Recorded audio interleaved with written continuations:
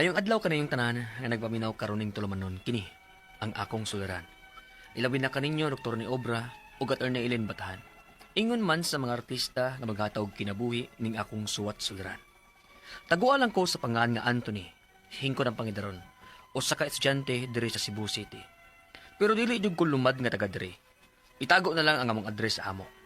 Kay anyway, dili man sa jud ni akong suliran. Sa usa kini kagina nga nahimo namong silingan diri sa boarding house. Makasaad lang hunaw-naon ang iyang kagi. Punto legal kini. Aron yung isabtan, ingon ini ang mga panghitabo.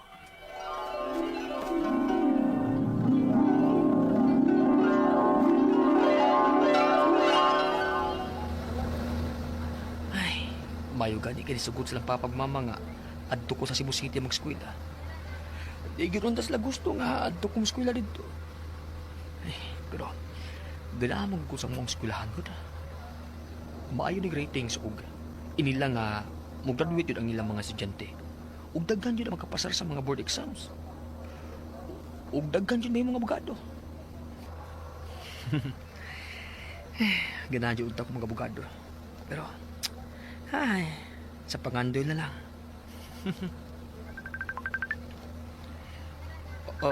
Uy, kinsa man din nanawag? Uy, ang akong classmate sa high school, si Harold. Tuwara ba sa siya mag-eskwela sa Sibura? Akong tubagon eh.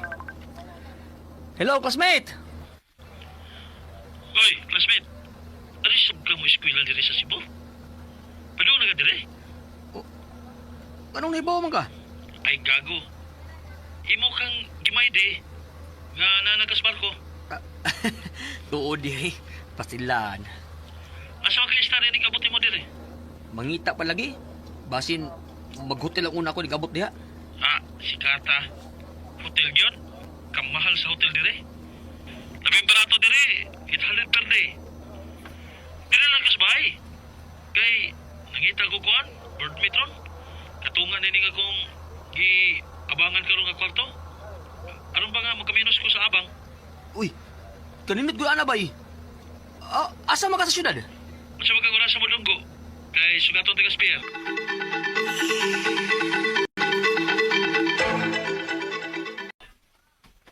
Dire. Dayon. Ano yung kwarto? Gamay ra pero masolda tan duha din sa double deck eh. Double deck naman eh. Yung anay ra gid ang mga kwarto nga maabangan din sa syudad. Gawas kon may ikaabang tag-apartment. Okay na ni Bayarol eh. Ang importante, nga may kaulian ta. Mo lagi. Papamatay trabaho. O nga, antos na sa ta. Balhin lang yung tag-apartment kung may trabaho na ta. Maogod. Isabog pa mo! Isa! Uy, Ay, nagtagdaron. Sa silingan ron nga kwarto. Pag anad-anad din kay ingon ana gid sila. ha?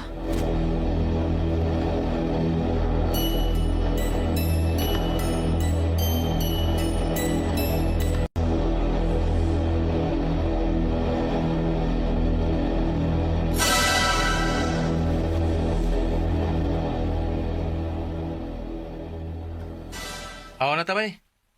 Nakaluto na ko. Yung ani ra gid ang madali og luto din Sa gawas ng tingali kong kaon bay? Yo. Kaon diha kay di good fortune na nako. Kana akong giluto ron pero kung ganahan ka magluto aw kini gamit ta akong kalan. Kay sa upat ka kwarto god usaray atong kusina.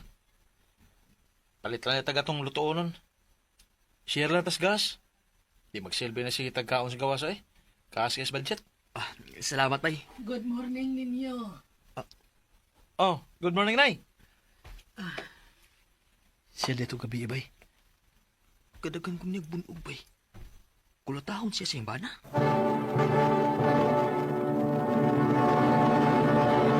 Recorded by X Thunder Gaming.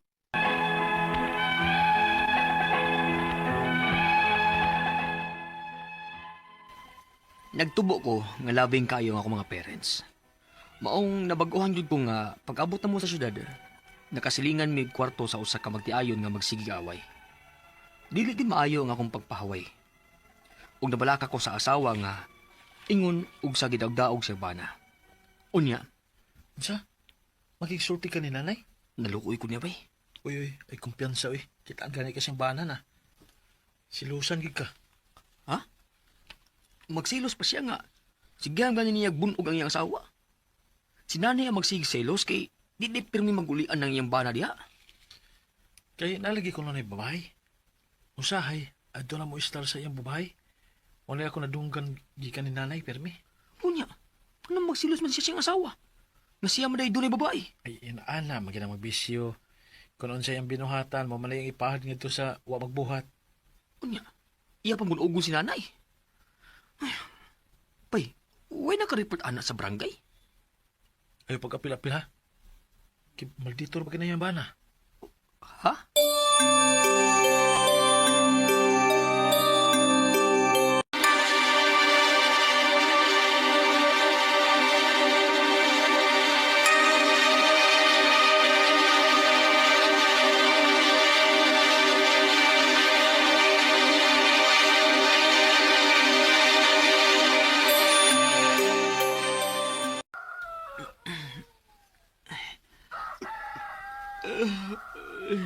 Galabad pa sa uway. Kung ang gusto kay niuli na sa dieng bana ni nanay gabi. Nang nag-away na sila. Di man yung kumahilon na nga magkulang ko ng nanay eh. Mubaan mo na ba? Ay, natuog pa man na si Bayarod. Ako na magluto.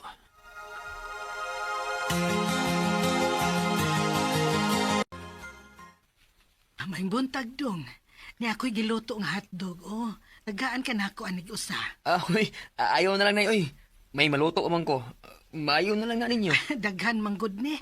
Be, tagay kog plato, be. Nay, kining pwedeng mangutana? Oh, unsa man na dong. Nganong nagpabili naman kasi yung bana na nga may babae man ka siya o kulatahon pagyud ka? Tungod sa among mga anak dong. Ha? May gipa-eskwela pa mi. Og labaw sa tanan. Mahal ko ang akong bana dong. Ha? Mahal di mo bisan kulatado ka?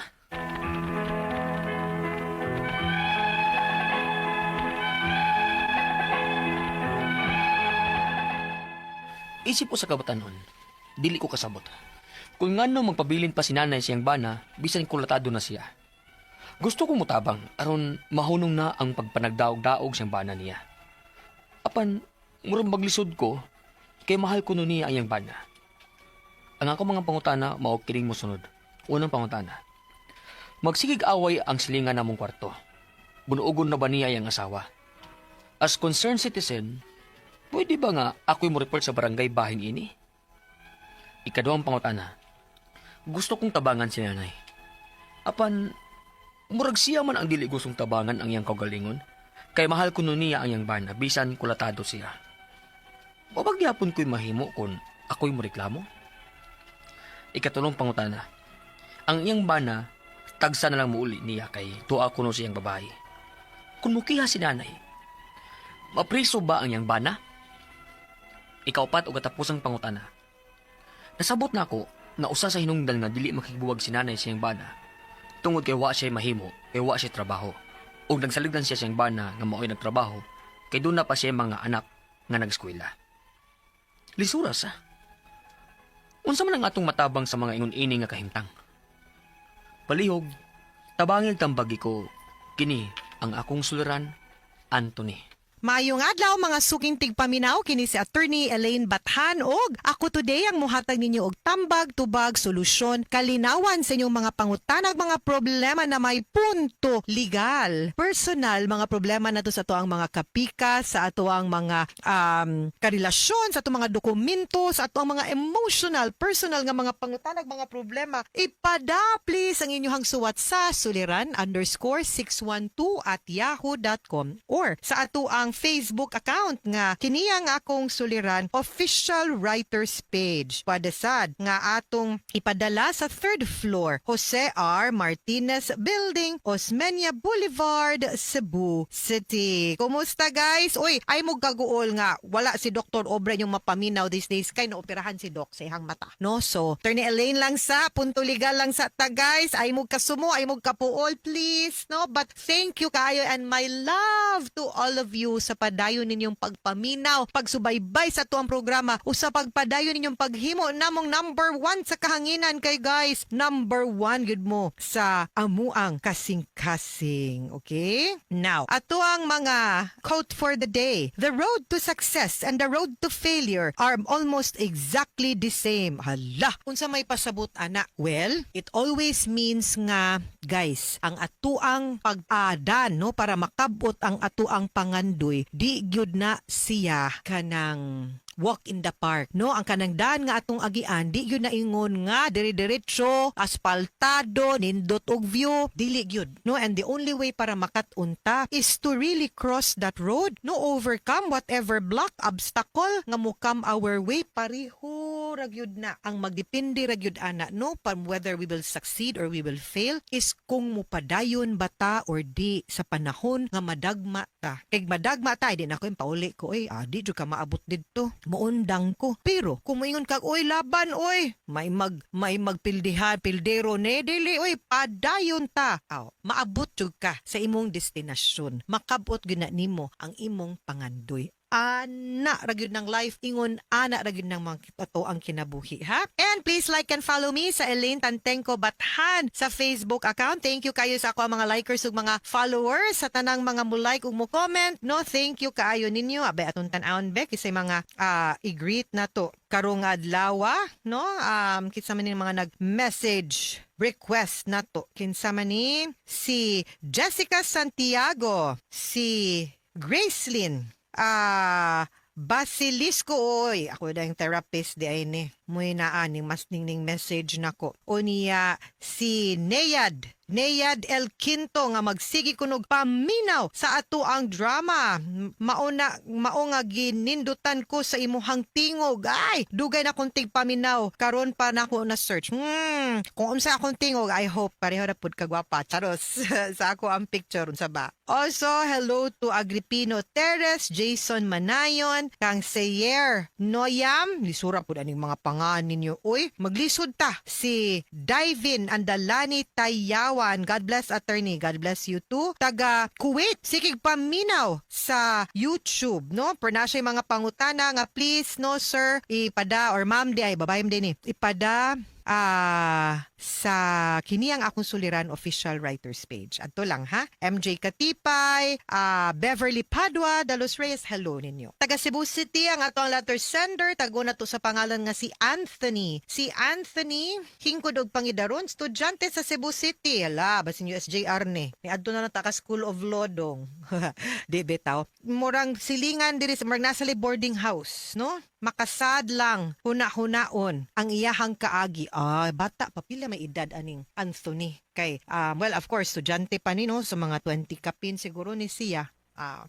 Maol lang ni ato ang pangutana, no? Nga, sa man mga pangutana niya. Magsigi og away ang silingan namong kwarto, agoy bunugon ra ba niya ang iyahang asawa as a concerned citizen? Pwede ba nga ako'y mo report sa barangay bahin ini? The answer is yes and mabuhi ka Anthony. No nga nakakuha jud ka og ka isug og kadasig nga musuwat sa ato ang programa para matambagan ka kung unsay angay nimong buhaton and yes, be a responsible citizen. Mahimo gyud na nimong isumbong dili ra sa barangay kundi sa kapulisan labi na sa panahon nga madunggan nimong gibunog na gani na adtua or ipatawag na dayon. Pwede ka mo adto ahead unya imong timbrihan ba nga unsay numero akong tawagan no sa panahong makadungog na gani ko or mateksan sir or ma'am mo report jud ko ninyo dayon anhiag na ninyo dayon kung makadungog na ko nga kanang kulating na po niyang ako ang kanang silingan sa next room. Kaduhang pangutana, gusto kong tabangan si nanay apan mura siya man og dili gustong tabangan ang iyang kaugalingon kay mahal kuno niya ang iyahang bana bisan kulat kulatado siya. Wala ba gihapon ko'y mahimo kung ako'y mo reklamo naa kay mahimo gyud because di man necessary nga ang biktima ang mo file. Kibaw ka nga noon sa ni nahitabuan ning bayhana, no? Battered